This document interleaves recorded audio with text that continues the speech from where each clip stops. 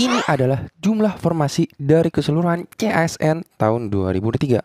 Nah, kalau kita jumlahkan seluruh formasi khusus P3K baik pusat dan daerah itu sebanyak 541.106 formasi. Sedangkan jumlah formasi CPNS hanya 18.932. Kelihatan ya bedanya. Bahkan formasi P3K hampir 30 kali lipat lebih besar daripada CPNS. Kenapa ini terjadi? Daripada penasaran, yuk mari kita bahas.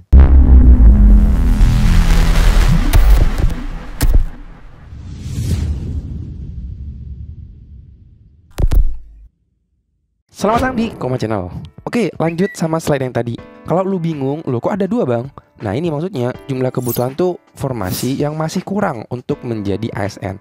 Sedangkan jumlah penetapan tuh formasi yang akan diambil pada tahun 2003, yaitu sebesar 572.474.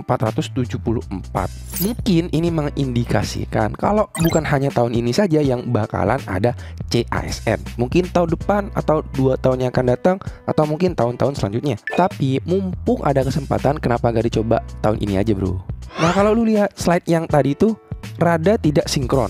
Lebih tepatnya di jumlah penetapan pusatnya. Harusnya sih jumlahnya 66.425, bukan 78.861. Coba bagi lu yang tahu nih, komen di bawah di mana tempat gue bisa dapat file lengkapnya supaya bisa gue dapat dan gue analisis gitu. Oke, now kita akan bahas kenapa ada P3K. Kenapa gak PNS aja gitu? Nah, kalau kita balik ke tahun 2014, di mana mungkin cikal bakal ide P3K muncul karena ini nih. Ini perbandingan jumlah PNS RI dengan negara tetangga.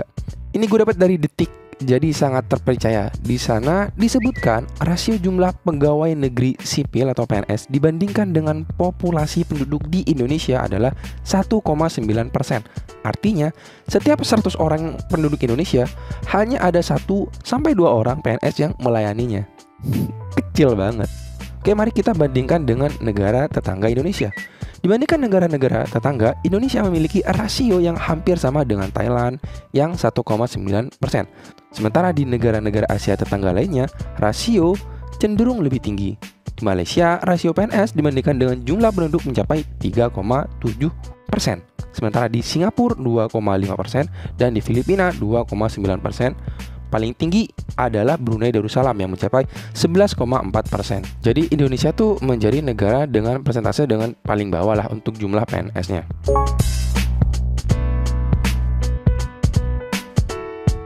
Yang bikin parah, jumlah pengangguran di Indonesia merangkak naik. Wow, lu bayangin kalau jadi pemerintah, gimana sih caranya biar pengangguran tuh makin dikit, tapi RAPBN Indonesia tidak tergerus?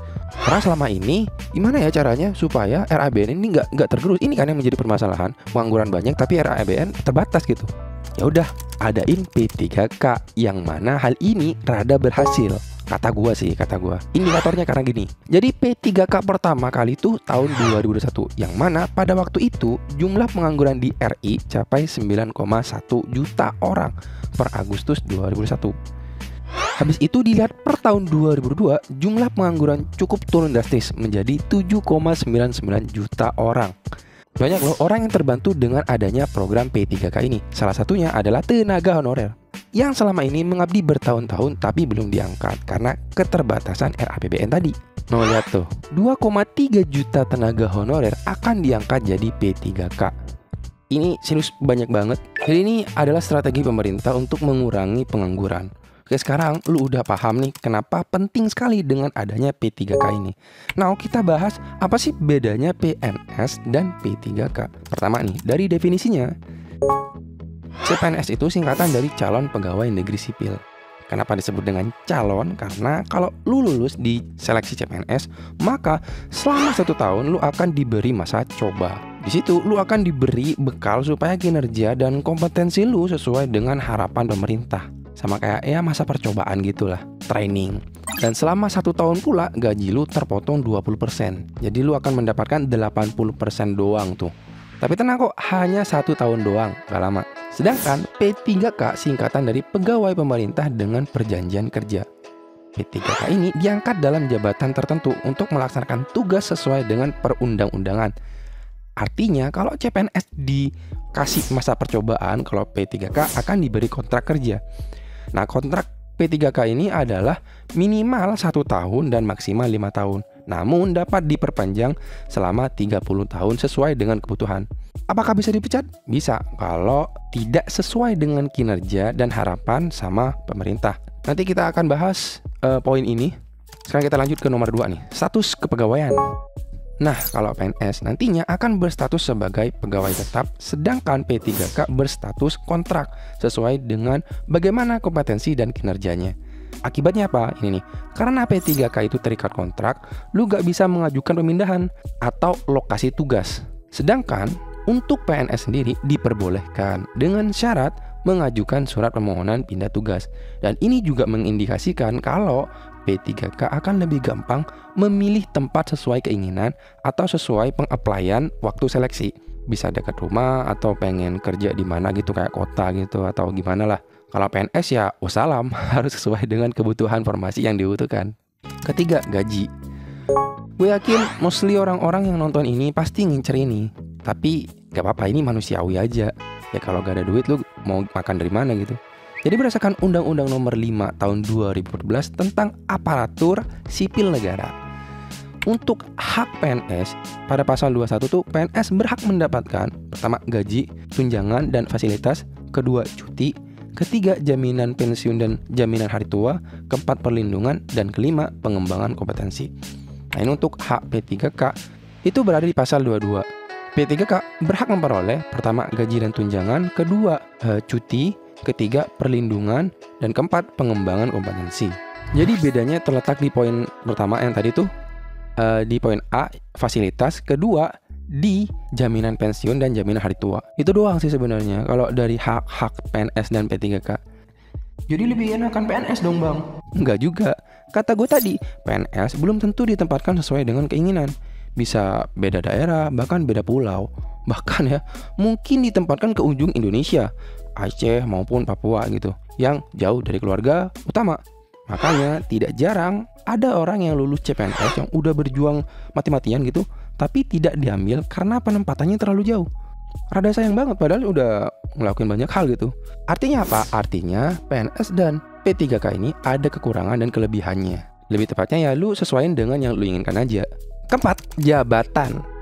Nah, kalau P3K itu hanya dapat mengisi jabatan fungsional atau jabatan pimpinan tinggi yang ada. Ini sesuai dengan lu mengapply sebagai apa.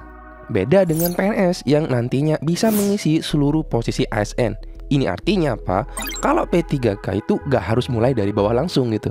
Jadi mengisi jabatan fungsional atau jabatan pimpinan tinggi. Sedangkan PNS mah harus mulai karir dari bawah. Tapi enaknya bisa mencicipi seluruh jabatan. Plus minusnya ada juga di situ. Kelima, proses pemutusan hubungan kerja atau PHK. Ini walaupun gue bahas seperti kayak gini, tapi semoga lu lancar-lancar aja menjadi ASN. Gak ada masalah, gak ada sindikat atau apa-apa gitu lah ya yang malah menjuruskan lu. Toh misal kalau emang harus resign, ya resign secara terhormat saja. Oke, ini dia nih beberapa ketentuan yang membuat seseorang diberhentikan dengan hormat sebagai PNS. Seperti pertama, meninggal dunia. Kedua, atas permintaan sendiri. Ketiga, mencapai batas usia pensiun. Keempat, perampingan organisasi atau kebijakan pemerintah yang mengakibatkan pensiun dini. 5. Tidak cakap jasmani dan garing atau rohani sehingga tidak dapat menjalankan tugas dan kewajiban. Sementara untuk P3K, seseorang bisa diputuskan kontraknya secara hormat jika 1. Jangka waktu perjanjian kerja berakhir. 2. Meninggal dunia. 3. Atas permintaan sendiri. 4. Perampingan organisasi atau kebijakan pemerintah yang mengakibatkan pengurangan P3K. 5. Tidak cakap jasmani dan garing atau rohani sehingga tidak dapat menjalankan tugas dan kewajiban sesuai perjanjian kerja yang disepakati. Nah, itu segala macam perbedaan antara PNS dan P3K.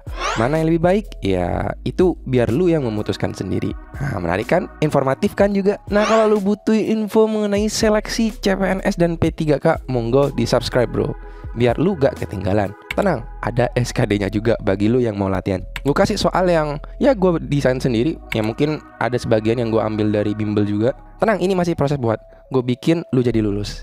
Udah segitu aja, jangan lupa like, comment, subscribe buat ngebantu channel ini. Terima kasih.